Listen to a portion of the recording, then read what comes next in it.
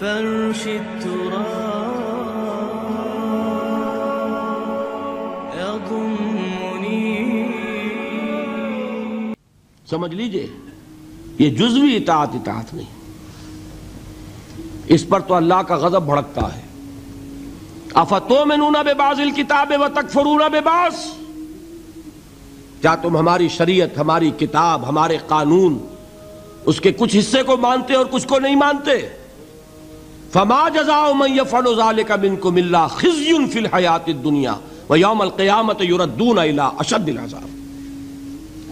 جو کوئی بھی یہ طرز عمل اختیار کرے گا اس کی سزا اس کے سوا اور کچھ نہیں ہے کہ دنیا میں انہیں ذلیل و خوار کر دیا جائے اور قیامت کے دن شدید ترین عذاب میں جھونک دیا جائے.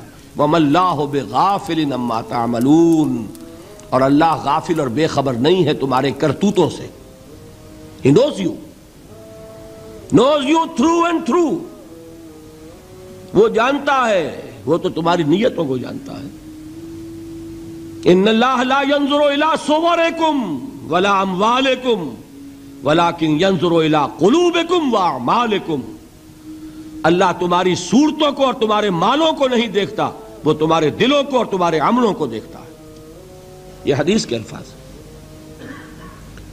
تو یہ جو جزوی اطاعت ہے یہ اطاعت نہیں کہلائے گی، بلکہ یہ تمسخر کہلائے گا، ڈٹھائی کہلائے گی، استہزاء کہلائے گا، دین کا مذاق اڑانا کہلائے گا. بات سمجھ رہے ہیں کہ نہیں؟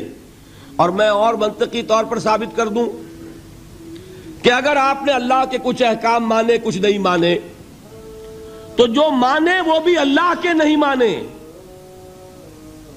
بظاہر بات میں بڑی عجیب کہہ رہا ہوں، اللہ کا ایک حکم آپ نے مانا ایک نہیں مانا.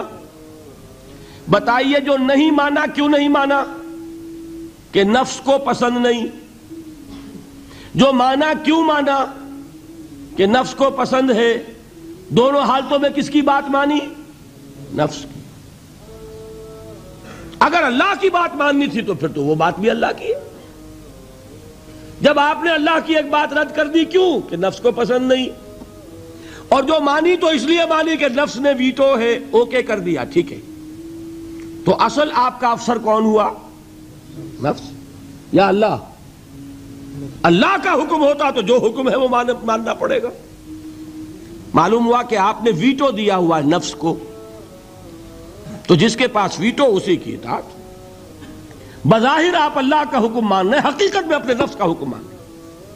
اللہ کہ آپ کی اطاعت کلی ہو، جو اللہ کا حکم سر تسلیم خم. ہاں یہ ہو سکتا ہے وقتی طور پر کوئی خطا ہو جائے، جذبات کی رو میں آپ بہہ گئے، غلطی ہو گئی. ایسا جب بھی ہوتا ہے فوراً توبہ کرتا ہے انسان. جذبات کا معاملہ ہوتا ہے جیسے کہ طوفان آتا ہے پہاڑی علاقے میں.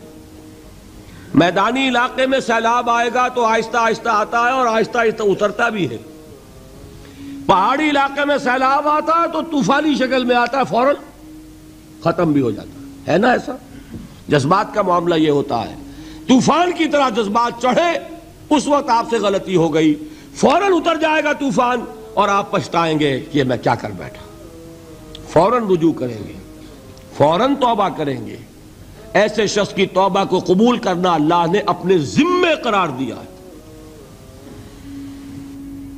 انما التوبۃ علی اللہ للذین یعملون السوء بجہالۃ ثم یتوبون من قریب. اللہ تعالیٰ کے ذمے ہے اپنے ایسے بندے کی توبہ قبول کرنا جو کہیں جہالت میں، نادانی میں، جذبات کی رو میں بہ کر غلط کام کر بیٹھتا ہے لیکن فوراً ہی توبہ کرتا ہے. البتہ جان بوجھ کر آپ نے with cold reasoning، جیسے آپ کہتے ہیں نا cold blooded murder، ایک ہے جذبات میں آ کے کسی کو قتل کر دیا. آپ کا کوئی ارادہ نہیں تھا، آپ جا رہے تھے، جاتے ہوئے آپ کا کنگا لگ گیا کسی کو، وہ اللہ کا بندہ ایسا غسیل نکلا اس نے ماں کی گالی دے دی آپ کو، آپ کا چڑھ گیا پارا اور آپ نے جو اس کے ایک رسید کیا مر گیا. تو کیا آپ کا ارادہ تھا اس کو قتل کرنے کا؟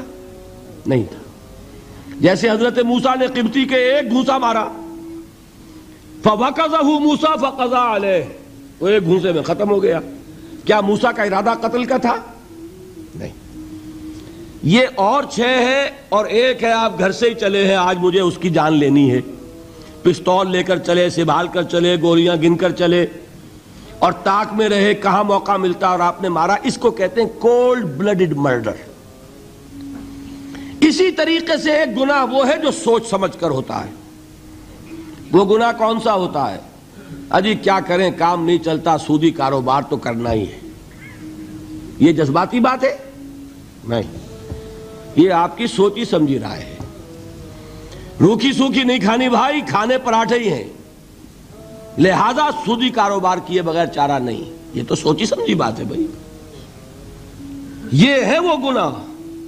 یہ ایک گناہ بھی آپ کی پوری نیکی کو ختم کر دے.